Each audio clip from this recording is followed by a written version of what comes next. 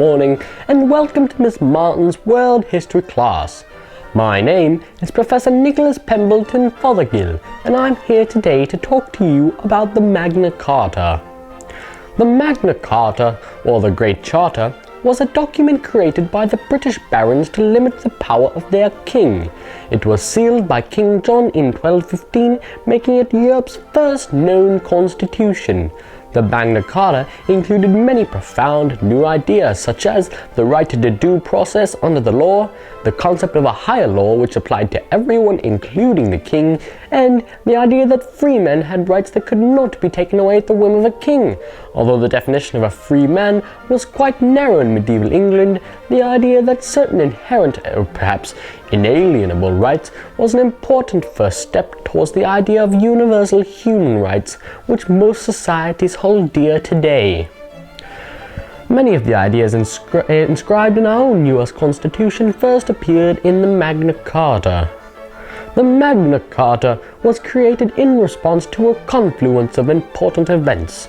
King John was the younger brother of the popular and perhaps better known Richard the Lion-Hearted. Richard had been well respected by his subjects because he was generally successful at war. The feudal barons expected to benefit indirectly from his plundering, so they did not complain too much when he came to them to finance his campaigns. But one day, his lion's heart gave out, and he died. His brother, John, took the throne.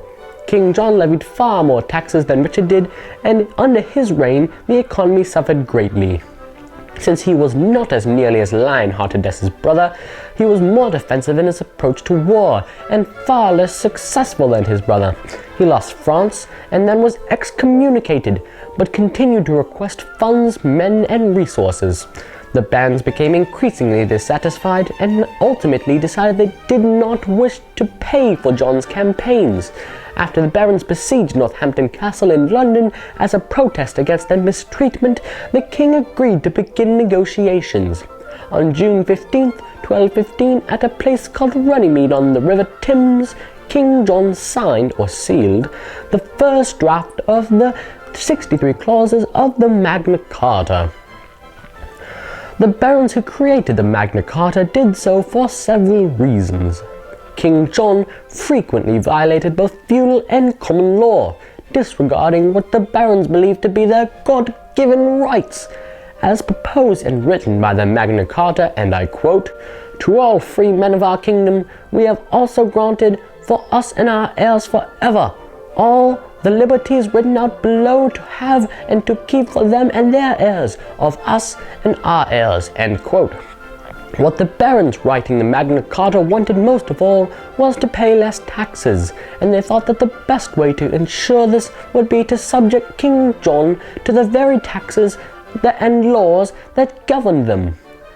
Most of the evidence for the reasons of the creation of the Magna Carta lie in the Magna Carta itself and its 4 copies, currently being held at the British Library.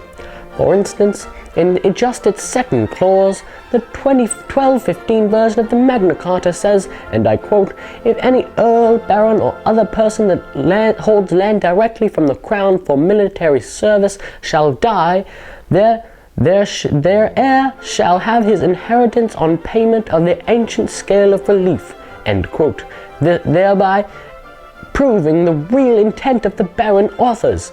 Furthermore, when King John broke his treaty, the first war the barons broke out, resulting in his own death. Finally, since the creation of the Magna Carta, our views on the rights of non-royalty have come very far. Many scholars argue the United States' own Constitution and Bill of Rights is based upon it. The Magna Carta was very important in the history and development of Britain.